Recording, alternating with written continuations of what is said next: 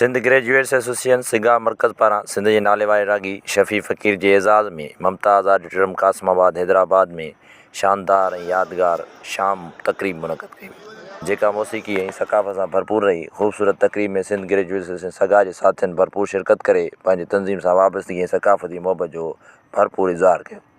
शिरकत करण में सदर सगा रफ़ीक़ अहमद जाफ़री, ख़ालिद हुसैन चन्ना, अब्दुल्ला कोहिस्तानी, अली हसन बिरोही, शहाबुद्दीन शाणी ऐं ॿियनि शफ़ी फ़कीर खे भरपूर लफ़्ज़नि जी भेटा पेश कई ऐं गुलदस्ता पेश कया। हिन खां पोइ असांजो जेको ॿियो सेशन शुरू थींदो उहो महफ़िल मौसीक़ी जो सेशन हूंदो जंहिंमें तव्हां पंहिंजे महबूब फ़नकार खे ॿुधंदो, महबूब फ़नकार लाइ ताड़ियूं वॼाईंदो। त मां गुज़ारिश कंदुसि सिंध ग्रेजुएट्स एसोसिएशन जे वाइस चेयरमैन मोहतरम ख़ालिद हुसैन चन्ना साहब खे पाण अचनि ऐं थैंक्स चवनि तव्हां सभिनी खे। ख़ालिद हुसैन चन्ना साहब।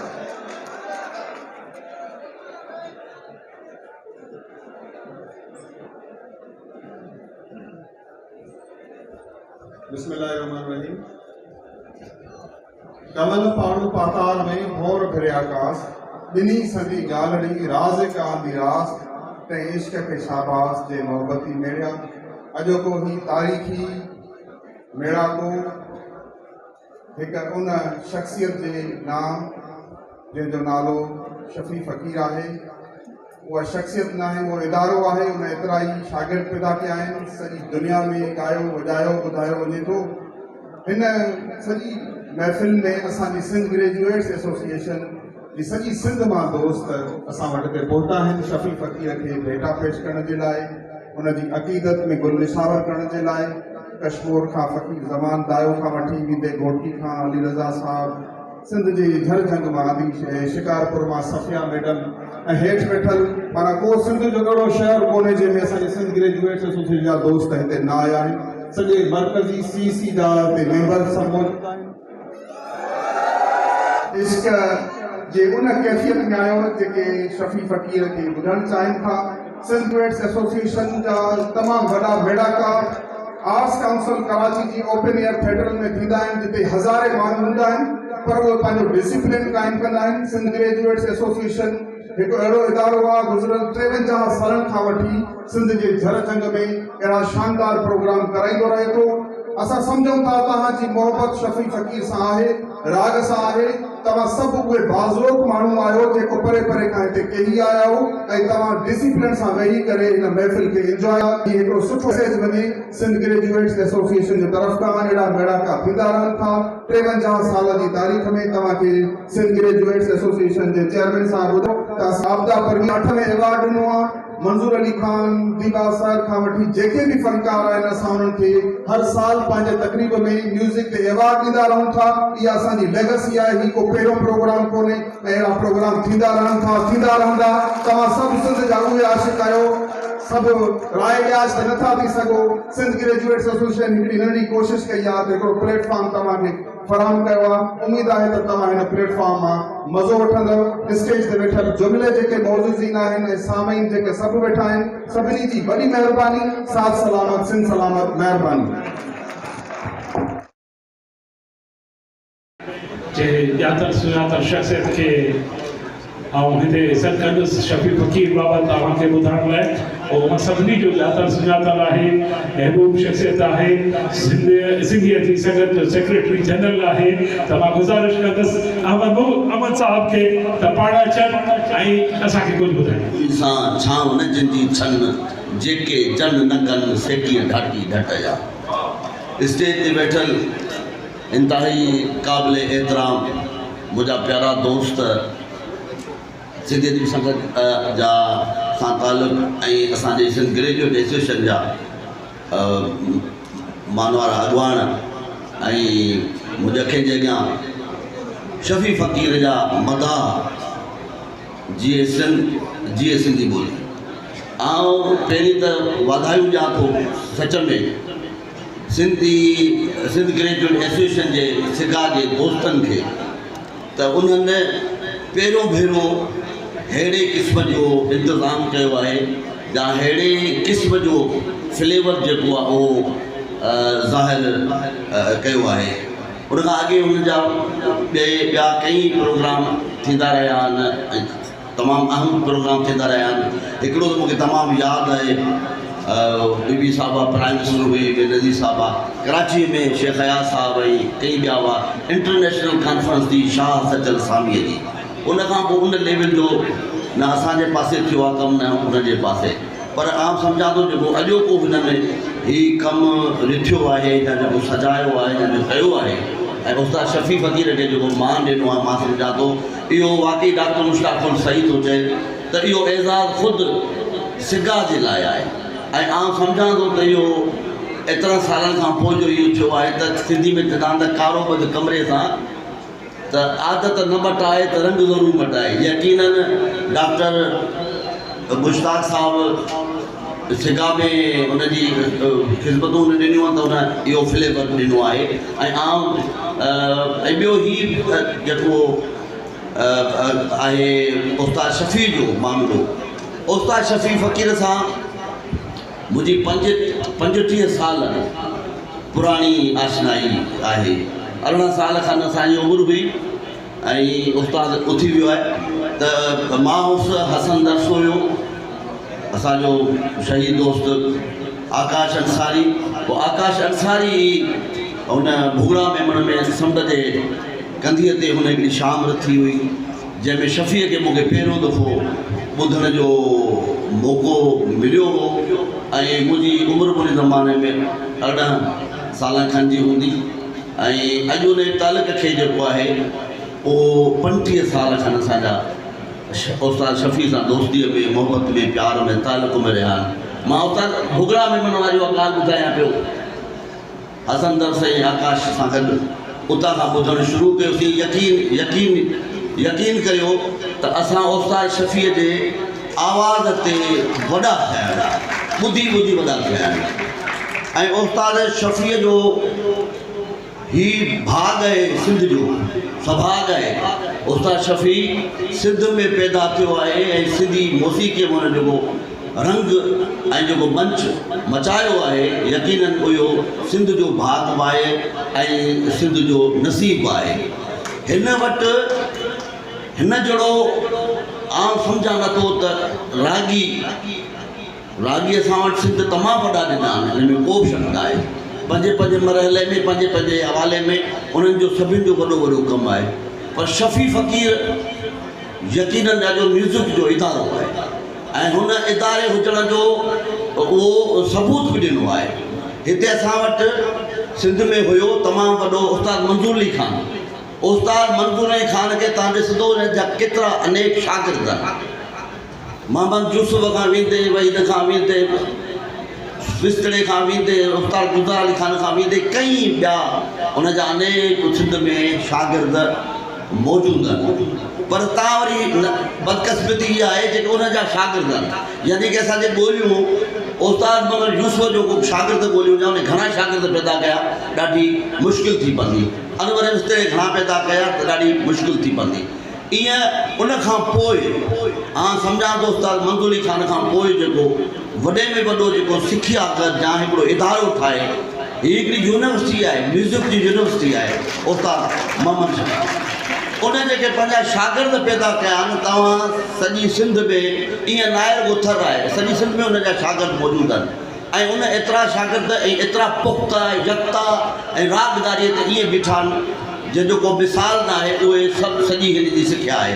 ऐं वरी ख़ुशी जी ॻाल्हि आहे त उन जेके उस्ताद शफ़ी शागिर्द पैदा कया आहिनि, उन्हनि शागिर्दनि वरी पंहिंजा ॿिया शागिर्द पैदा कया आहिनि। जेका वंड उन खां उस्ताद खां मिली आहे, उहो ई सिलसिलो हिन जो हलंदो अचे थो पियो। ॿिए वॾे में वॾी ॻाल्हि उस्ताद शफ़ी जी हीअ आहे, असांजा सिंध में वॾा रागी, वॾा घर, उहे रुॻो ईअं सम्झनि था त पाण ताईं राग मौजूदु हुजे, यानी कि पाण वेंदा गुज़ारे त लॻे थो इहो राग पाण था खयूं था, कंहिंखे बि वंड कान था ॾियनि। अगर को घर जो भाती है को पुट है तो उन्हें राग ॾियनि था भई ॿिए कंहिंखे रस्तो ई कोन था ॾेखारनि। मोहम्मद उस्ताद शफ़ी जो इहो आहे त हिन पंहिंजे वटि जेका बि अमानत आहे सिंधी मौसीक़ी जी तो हूअं त झूना साथ ॾिना पर छा न नवां अंदाज़ ॾिना तो छा गीत अयाज़ ॾिना छा ॾातर तुंहिंजी ॾात हुई।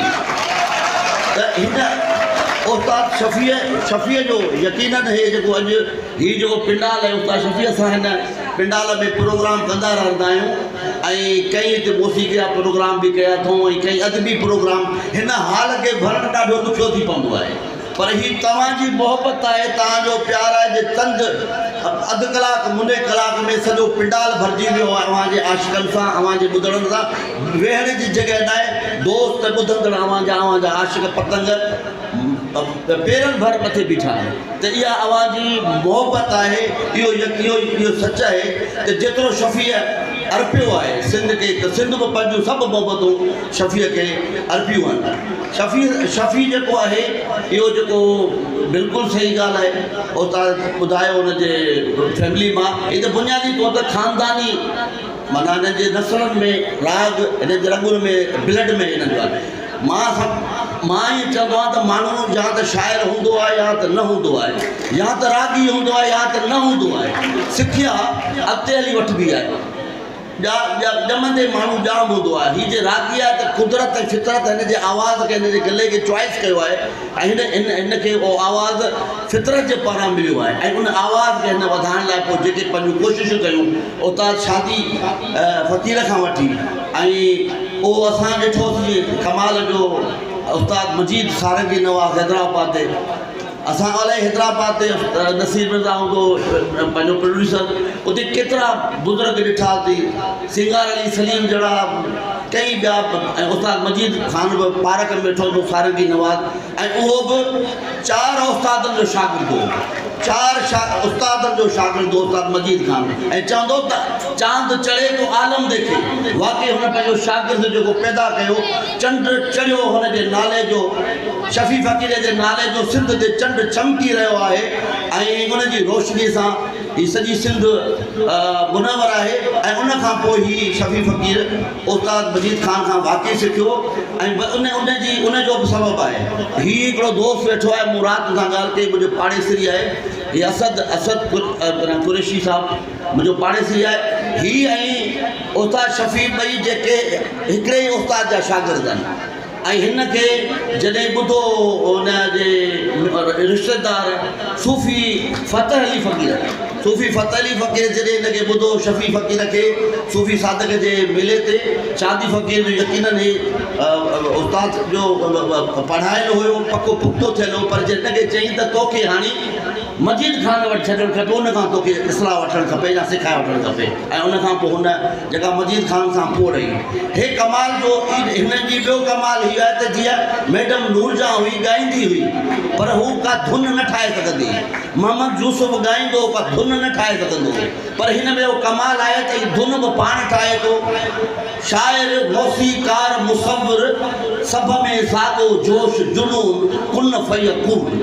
त इहा जेका कुन फयकून वारी जेका कुवत आहे म्यूज़िक में मौसीक़ीअ जी ऐं मौसीक़ीअ में वरी धुन ठाहिण जी धुन ठाहिण हर कंहिंजे हर राॻीअ जो कमु न आहे पर हिन जेके सिंध खे अनमोल धुनूं ॾिनियूं आहिनि उन्हनि ते नालो ऐं मोहर बि उस्ताद शफ़ीअ जी आहे त ॻायो बि पाण अथई ऐं हिन जे राग में या हिन जो असरु जेको सिंध में आहे थर जो भले कहिड़ी कुंड जो हुजे कंहिं बि पासे जो शागिर्द असांजे अॻियां जे ॻाईंदो पतो पइजी वेंदो त हिन जे सुर ते उस्ताद शफ़ीअ जो केॾो वॾो असरु आहे त उस्ताद शफ़ी बार बार माण्हू न पैदा थींदा माण्हू तमामु मुश्किल सां अहिड़े क़िस्म जा यकता पैदा थींदा आहिनि उस्ताद शफ़ी जेको आहे असांजे विच ते आहे हीअ असांजो भाग आहे त असां पंहिंजे दौर में हेॾे वॾे रागी सां दोस्त पंहिंजो हुनखे रूबरू ॿुधूं पिया लाइव ॿुधूं पिया हुन सां पंहिंजूं धुनूं असां वेही ठारायूं हिन न सिर्फ़ु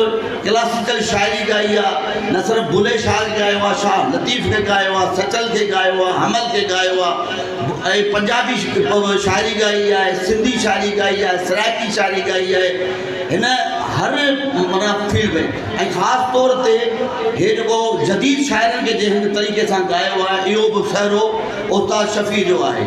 अॻे एॾे लेवल जा रागी जेके आहिनि उहे का जेका शाइरी ॻाईंदा हुआ अव्हांखे जेतिरा आहे जेको मोहम्मद यूसुफ ॻाईंदो हो उहो कहिड़े क़िस्म जो शेर हूंदो। मोहम्मद यूसुफ त रंग वरी तॾहिं चढ़ियो जॾहिं हुन जी दोस्ती आका अंसारी सां थी, पोइ हुनखे रस्तो मिलियो त भई राग बि थींदो पर हुन सां गॾु ॿोलियुनि जी बि सिलेक्शन हूंदी।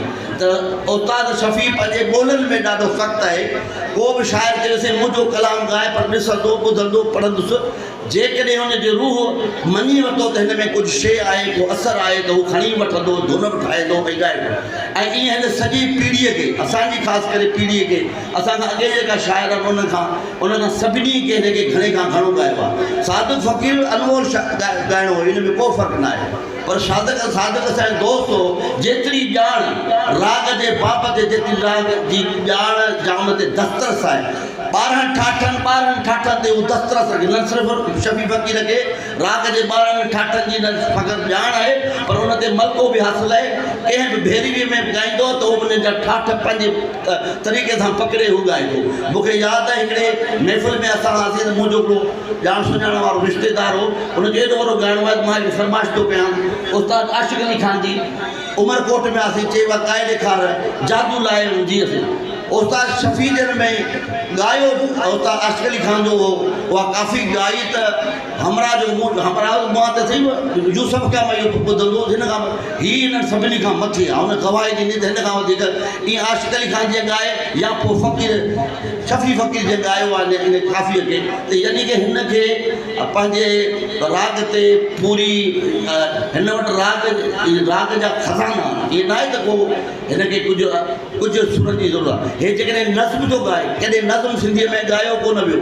हे अली बाग़ी जो तव्हांजो ॿुधो तारे शहर जाना या ॿई क्या कई नज़्म बंदि विस्की जी बोतल जेके नज़्म अहिड़ा आहिनि, त उहे सभु नज़्म हिन पाबंद नज़्म आज़ाद नज़्म हिन ॻाए मौजो करे ॾेखारियो आहे। हिन रुॻो नज़्म गीत काफ़ी त पर गज़ल में जेको हुन पंहिंजो रंग छॾियो आहे, उहो जेको गज़ल कदम कदम ते हुजूम रिंदा खां वठी जेके बि गज़ल अयाज़ खां वठी ॿियनि ताईं उहे ॾेखारींदो त उन्हनि सभिनी गज़लनि ते उस्ताद शफ़ीअ जी पंहिंजी मोहर लॻल आहे। इन में ई न त चऊं था त उस्ताद को सिर्फ़ु गुलूअ जो असरु आहे, हीअ मेहदी हसन जो असरु आहे, हीअ फलाणे घर जो असरु आहे, न। हुन ते असरु फ़क़ति हुनजी पंहिंजी शख़्सियत, पंहिंजे ॾात, पंहिंजे ॾांव जो आहे। आउं सम्झां थो त शफ़ी असांजे विच ते वेठो आहे, असां हुनखे ॾिसूं था ऐं ॿुधूं था, इहो असांजी ख़ुशकिस्मती आहे, इहो असांजो भाॻ आहे। मुनवर अली महसिर साहब जिन के सेक्रेटरी यूथ एंड स्पोर्ट्स ता पाण अचनि ऐं असांखे चंद लफ़्ज़ असांजे महिमान बाबति ॿुधाइनि। वॾी महिरबानी मोहतरम मुनवर अली महसिर साहब, तव्हां तारीफ़ सां संदसि हाज़िर कयो।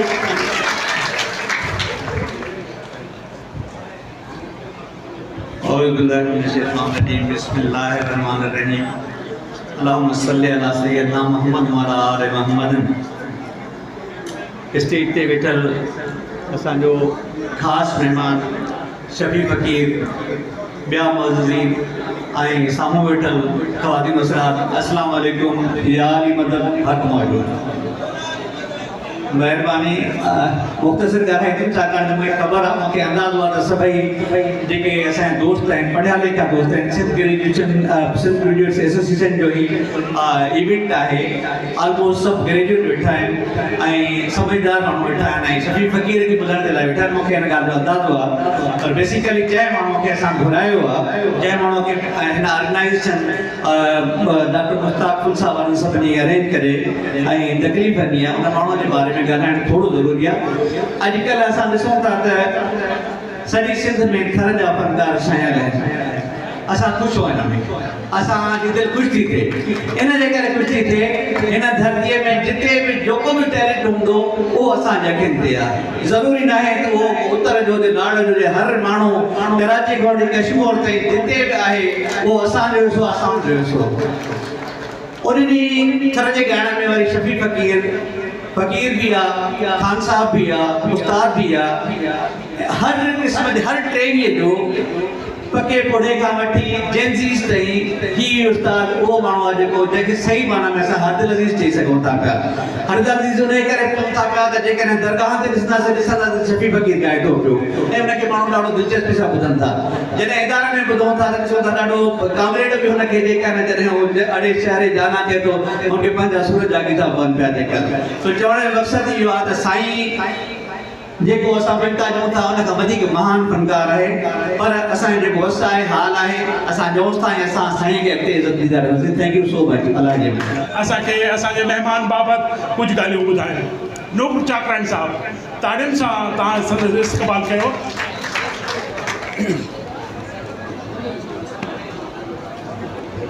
स्टेज ते वेठल मुंहिंजा समूरा वानाइंदा साईं ऐं साम्हूं वेठल भेनरूं ॿाहिरि जीअं सिंधी ॿोली। लतीफ़ साईं चयो इयन भानन भेर जी कीनर कीरे टंगियो, इयन भानन भेर जी कीनर कीरे टंगियो, सुहारे सुबुह सी विझी वेठे वेर, तोखे चवंदो केर कीरत धारा मङणो। इहो लतीफ़ साईं जो बैत मंगणहरनि जे लाइ आहे, जेका ही ॻाइण वॼाइण वारी कम्यूनिटी आहे उन जे लाइ आहे।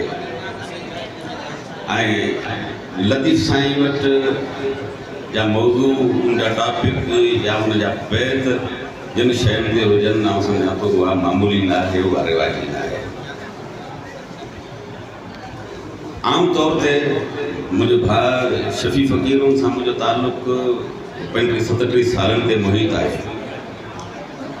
आम तौर ते ही कम्यूनिटी असां वटि उन ते घणा ई लक़ब अलक़ाब ॾिना वञनि था ऐं उनखे ही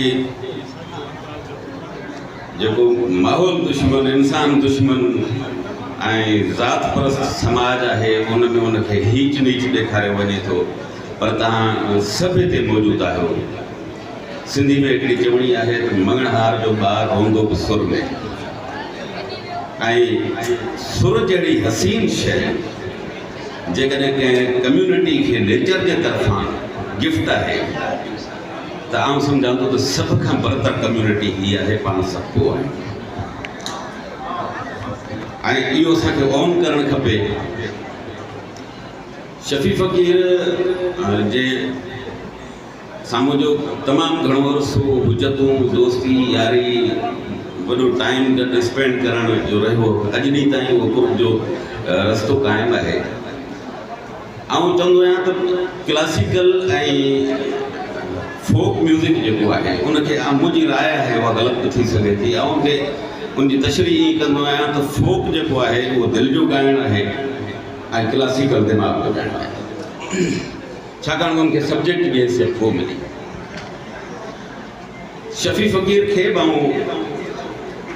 हिकिड़ो सिखियल पुछियल फोक सिंगर सम्झां थो ऐं उहे हिकिड़े सिंगर जे लाइ जेके लवाज़मात थियनि था उहो उनखां अवेयर आहे, उनखां बाख़बर आहे, उनजी मुसलसल उन ते रियाज़त रही आहे। हू उनखे को ख़ान साहिब न चइजे, को पंडित, को ॿियो वॾो लक़ब न ॾिजे, पर पंहिंजे फील्ड में जेको उनजो फोक म्यूज़िक जी जेका फील्ड आहे उन में हुन जंहिं सचाई सां कमु कयो आहे। आउं सम्झां थो त उते घणा उस्ताद, घणा ख़ान साहिब उनजे ज़ेर आहिनि ऐं हू मथे बीठो आहे। राजस्थान जो जेका मौसीक़ी आहे उहा ऐं थर पटनी हर इलाइक़े जी थोरे वक़्फ़े सां, मिसाल जे कॾहिं थर जो माण्हू भैरवी ॻाईंदो त उनजो अंग पंहिंजो हूंदो, स्टाइल पंहिंजो हूंदो। उहा साॻी भैरवी, साॻिया सुर जेकॾहिं लाड़काणे या दादू जो आर्टिस्ट ॻाए थो त उनजी अदायगी पंहिंजी हूंदी। त थर जी जेका अदायगी आहे उहा शफ़ी फ़क़ीर उन में जेको कमु कयो शाइरी जे हवाले सां, उन जेका मूंखे हिकिड़ी ॾाढी सुठी ॻाल्हि उनजी इहा लॻंदी आहे त जदीद शाइरी में शफ़ी फ़क़ीर घणा असांजा फ़नकार जेके आहिनि उहे हिकिड़े शाइर जी वेझड़ाई जे करे उन सां रहंदा ऐं उन जूं शयूं ॻाईंदा, पोइ बाक़ी रिवाजी त उहे उन सां मनसूब रहंदा हुआ।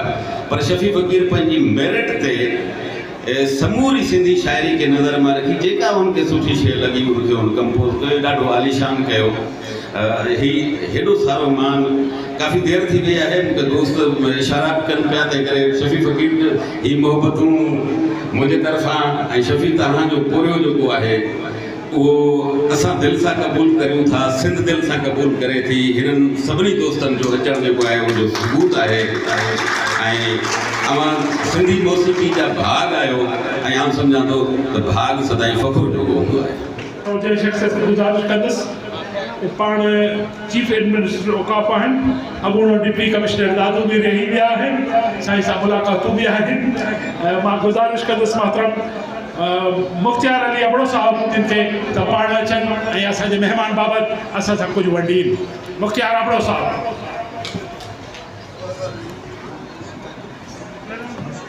बिस्मिल्लाहिर्रहमानिर्रहीम इंतहाई क़ाबिल एहतराम स्टेज ते वेठल दोस्त ऐं उन सां गॾु ही इंतहाई बाशऊर दोस्त सिंध जा नौजवान न्याणियूं भाइरो हक़ मौजूद सभ खां पहिरीं त आऊं सगा जे समूरे सथ खे ऐं उन सां गॾु जेके बि उन्हनि सां ॿांह ॿेली दोस्त रहिया आहिनि उन्हनि खे दिलि जे गहराइनि सां मुबारकबाद थो ॾियां त हू हेॾो वॾो मेड़ जमा करे सिंध जे हिकिड़े सदाबहार उस्ताद सिंगर खे भेटा पेश करे रहिया आहिनि काइनात में म्यूज़िक जी तारीख़ जेकर ॾिठी वञे त सा रे गा मा पा धा नी सा जे लाइ रवायत आहे त जॾहिं अल्लाह ताला हिन आदम अलैहिस्सलाम खे तख़लीक़ कयो ऐं रूह खे हुकुम कयईं त हिन बोते में घिरी वञो त शायदि रूह डप में हो ऐं उन बोते में वञण खां घबराए रहियो हुयो ऐं इहो पहिरियों सुर हुयो सत सुर सा रे गा मा त ए साह तोखे हुकुम आहे त हिन आदम जे बुत में घिरी वञ जॾहिं उहा म्यूज़िकल अंदाज़ में हवा उनखे पैगाम ॾिनो त शायदि उहो म्यूज़िक जा पहिरियां वर्ड हुआ जो इंसानी जिस्म में ऐं बोते में उहो रूह दाख़िल थियो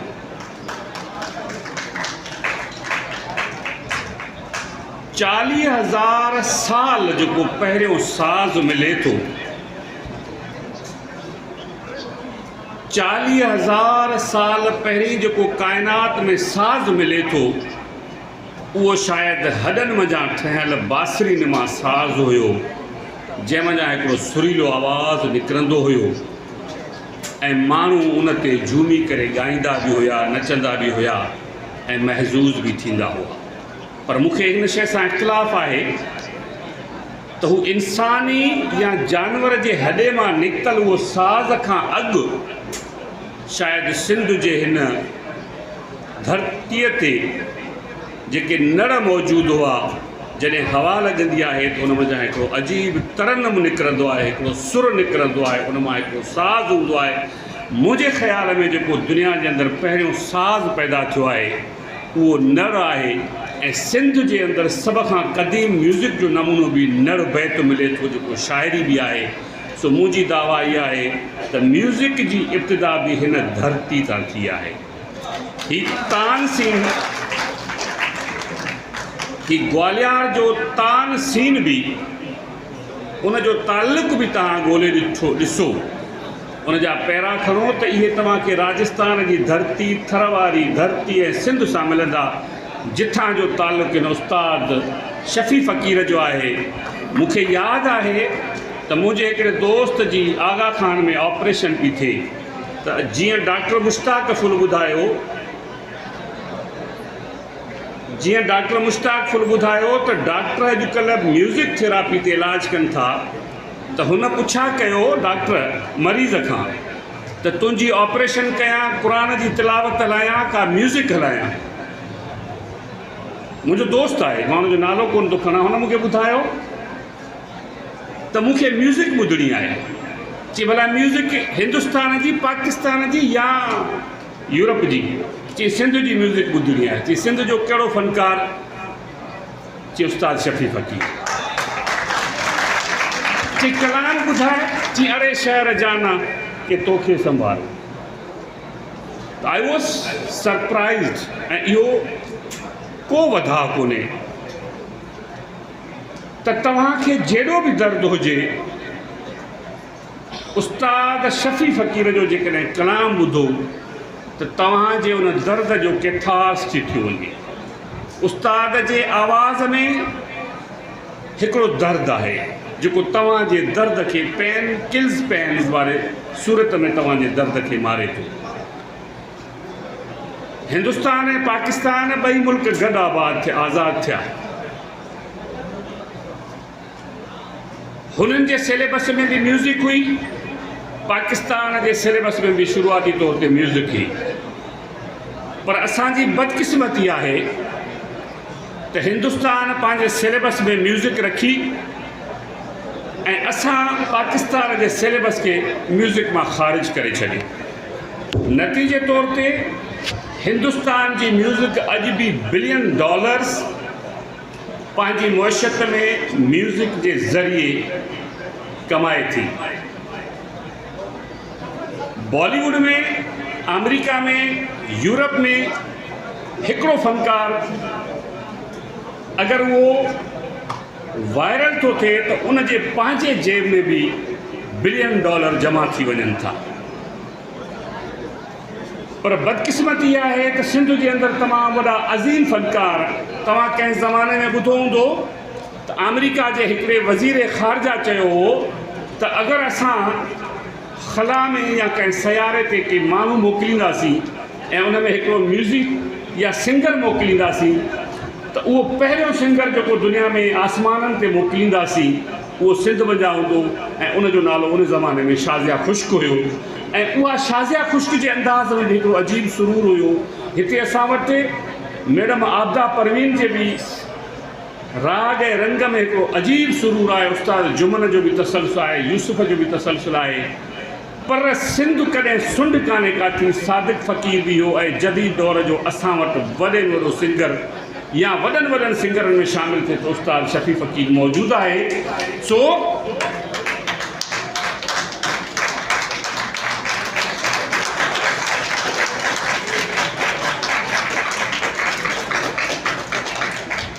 सिंध जे अंदरि जेका सभ खां वॾी खोट आहे म्यूज़िक में नवाण जी आहे।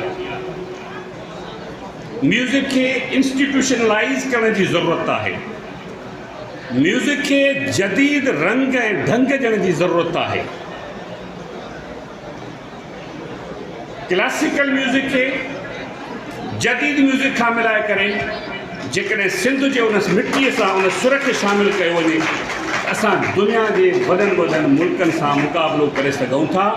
छो जो जेको दर्द थर जी मिटीअ में आहे उहो जेकबाद ऐं कश्मीर ऐं भागनारी ताईं जेके असांजा फ़नकार आहिनि उन्हनि मंझि दर्द आहे। फ़र्क़ु सिर्फ़ु एतिरो आहे त असांजा फ़नकार हियांव जे सोजरे ते म्यूज़िक सिखनि था, पंहिंजे लेखे म्यूज़िक सिखनि था, पर हिते न को स्कूल आहे, न को इदारो आहे ऐं न वरी हिन जॻह ते को इंस्टीट्यूशन आहे। सो दुनिया चेंज थी रही आहे। आउं सम्झां थो त असांजे उस्तादनि खे, फ़नकारनि खे बि अहिड़ा क़दम खणणु खपनि त हू पंहिंजे म्यूज़िक में जिदत आणनि। ऐं जेकॾहिं हिते ॿ लफ़्ज़ चवंदुसि त शायदि दोस्त नाराज़ थी वेंदा। आबदा परवीन तमामु वॾी फ़नकार आहे, इन में को शक कोन्हे को। पर आबदा परवीन जे राग में, उन जे कलाम में उहा जिदत न अचण जे करे हुन जो ग्राफ अप वञण जे बजाए छो हेठि पियो वञे? मुंहिंजे ख़्याल में उन्हनि म्यूज़िक जे उन नए अंदाज़ खे नाहे अपनायो। इन करे आउं गुज़ारिश थो कयां उस्ताद शफ़ी फ़कीर खे त उस्ताद शफ़ी फ़कीर जदीद दौर जो बीजल आहे। शौकत हुजण ॿुधायो ऐं मुश्ताक फुल चयो त उथी करे सलाम कयो। मूंखे डपु आहे जेकॾहिं शफ़ी फ़क़ीर हिते वेही सिर जी सैन हणंदो त राय ॾियाज वांगुरु सभई माण्हू सिर ॾियण जे लाइ तयारु हूंदा ऐं मूंखे एतिरो फ़ख़्रु आहे त हिन जी आवाज़ में एतिरी ताक़त आहे। पंहिंजे चेयरमैन रफ़ीक अहमद जाफ़री साहब जिन खे त पाण खे पहिरें अवॉर्ड ॾियनि उन खां पोइ पाण खे मतिलबु पाण पंहिंजी ज़िंदगी बाबति ॿुधाइणु चाहींदा। असांजो महिमान ख़ासि मोहतरम शफ़ी फ़क़ीर साहब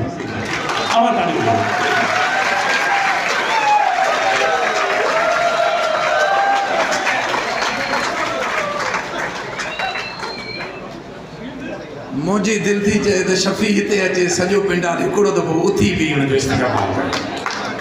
हिकिड़ो भेरो तकलीफ़ कयो दिलि ख़ुशी ताड़ियूं क्लैपिंग हले पई जेसिताईं फ़क़ीर अचे ताड़ियूं वॼनि पयूं जेसिताईं फ़क़ीर अचे ज़ोरदार ताड़ियूं।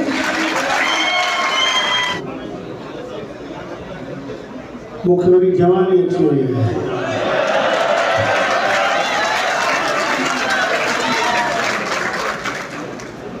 छो त असांजी एनर्जी असांजी कुवत असांजा ॿुधण वारा आहिनि ऐं जॾहिं सुठा ॿुधण वारा सुठा प्यार कंदड़ तव्हां जहिड़ा माण्हू हूंदा त यकीन रखी पोड़ा कोन थींदा।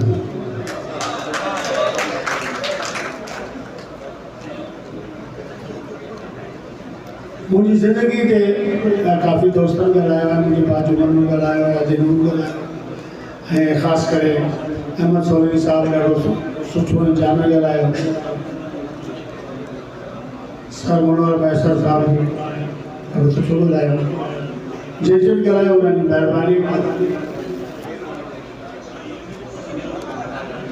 मुंहिंजी ज़िंदगी जो सफ़र ॾाढो कठिन ऐं ॾुखियो गुज़रियो आहे। छो कि 65 वारी जंग खां वठी जीअं असीं गुज़रियासीं 80 ताईं असीं रौलाक रहियासीं। जीअं त मूंखे बचपन खां ई सुतीअ में राग मिलियल हो। बाबा साईं वरावश साईं उहो ॻाईंदो हो, पर उहो फोक मौसीक़ी ॻाईंदो हो। पंहिंजा राजन भागनि में एॾो वॾो सिटियल पिटियल फनकार हो। 68 जे ॾाके में असां उमरकोट ताके रेगो धामेरी में अची रहियासीं। उते मुंहिंजी ॾेर उस्ताद शादी फ़क़ीर साहब ऐं उन दौरान मुंहिंजी पढ़ाई हली पई पुलिस खे। कॾहिं कॾहिं स्कूल जी फंक्शननि में या कुझु निजी प्रोग्रामनि में या कंहिं त्योहार ते रात बिरात ते ईंदो हुउसि। 1975 खां मूंखे मौसीक़ी जो जुनून सुवारु थी वियो ऐं मूं स्कूल खे ख़ैरु कयो। 9 दर्जे में मूं पढ़ाई छॾी ऐं पोइ हिन कम जे पियारे 1980 में उस्ताद शादी फ़क़ीर जो इंतकाल थी वियो। मां अञा अवाइल जे शुरूआती दौर में हुउसि।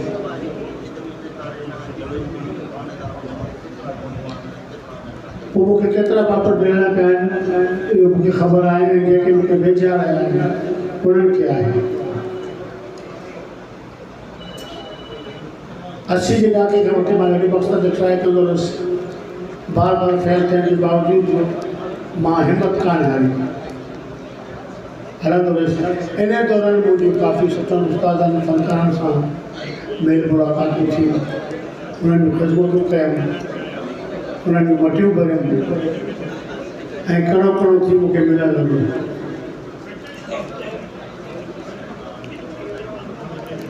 87 में मूंखे रेडियो पाकिस्तान ते अप्रूव कयो वियो ऐं उते ई मुंहिंजी मुलाक़ात उस्ताद मजीद सां थी, जेको हिकिड़ो सुठो साहिबी नवाज़ त हुई, पर उन सां गॾोगॾु काफ़ी उस्तादनि खां सिखियलु हो।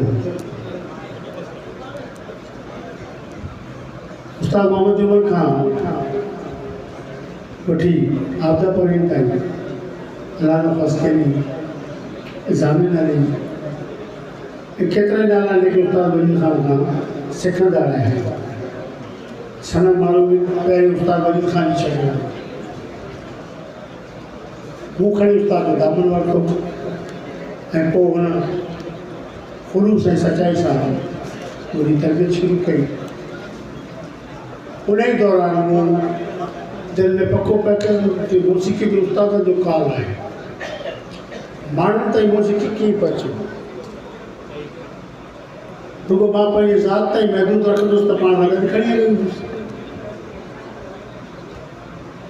पोइ मूं हिकिड़ी नंढड़ी कोठी में 88-89 में उमरकोट में आला संगीत सिखियालय जे नाले सां हिकिड़ो बोर्ड हली रेडी विछाए वई हुयसि ऐं मूं सिखण वारनि खे इहो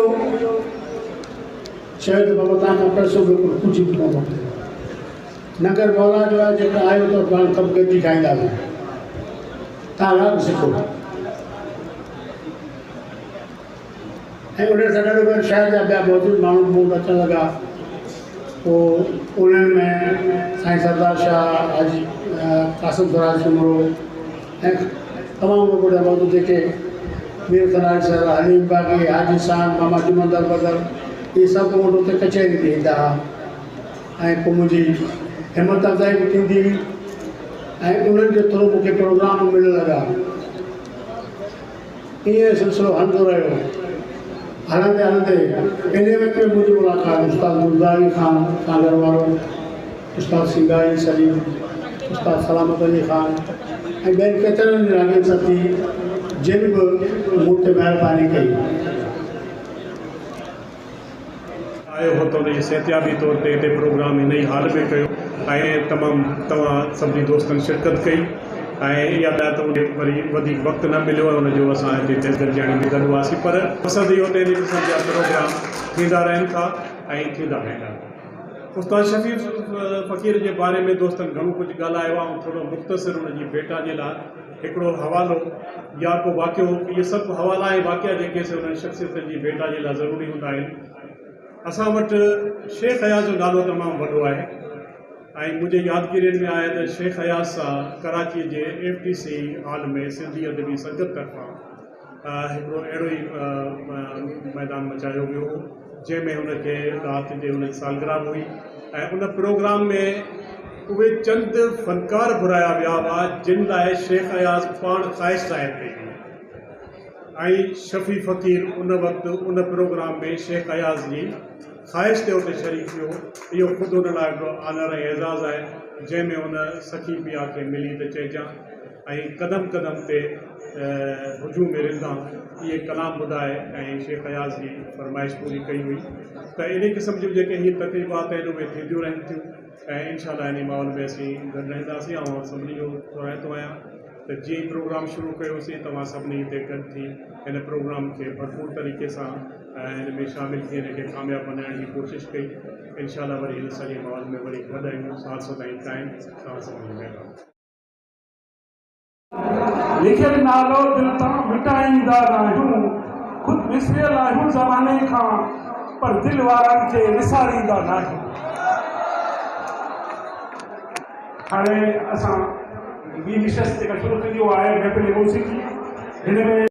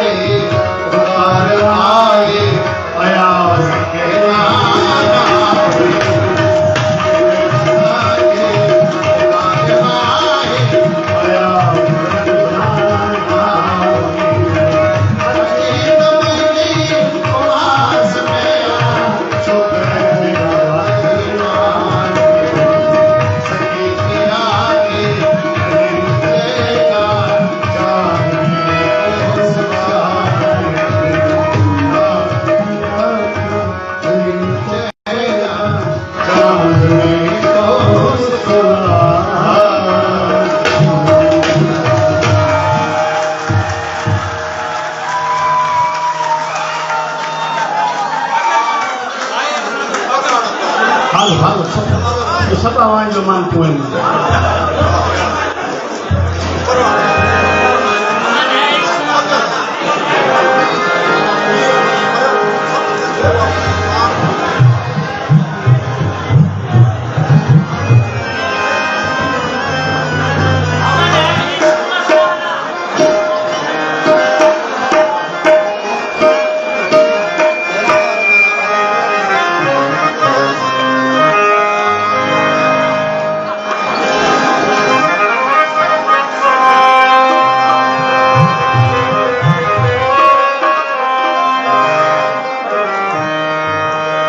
महफिल देखा यार फोटोग्राफ कैसे आपकी थोड़ी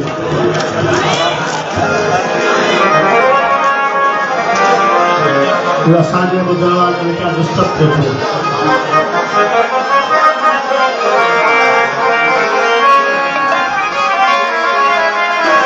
मुंहिंजे प्यारे दोस्त डॉक्टर मुश्ताक जो ॻोल्हाए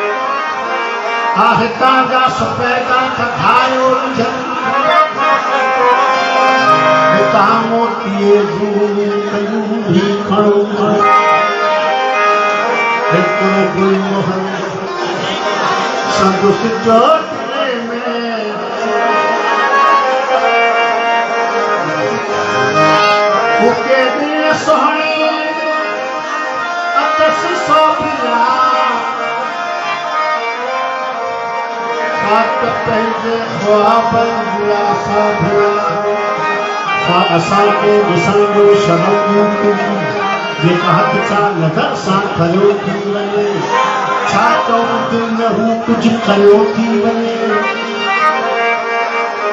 मिठे ॻाल्हि पींदड़ हथियारनि सां बिल्कुलु हा असां बि ॿुधायूं वॾा गाॾोवाल पर उधारो हले थी दिलि जो नज़रो मिले थो न सही पूजा मुरली मोहनी छोकरी सावधान लाइटिकल्स आयारी कल्स विकमास डिजाइनर्स विलोस्तर के हक पीछे मरोड़ो चले थी बाल हट जा हलो हिकिड़े नए ढंग सां बदल जो मिलल थे खोलो ढंग छक्का छॾायो हुजे उनखे भेटूं कन्या सां भला भेटूं जेका भेटूं सां फ़र्क़ु हो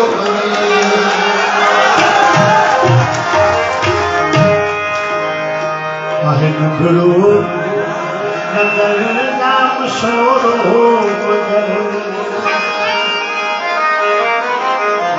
आहे रुबरू न कर विकाम शोरो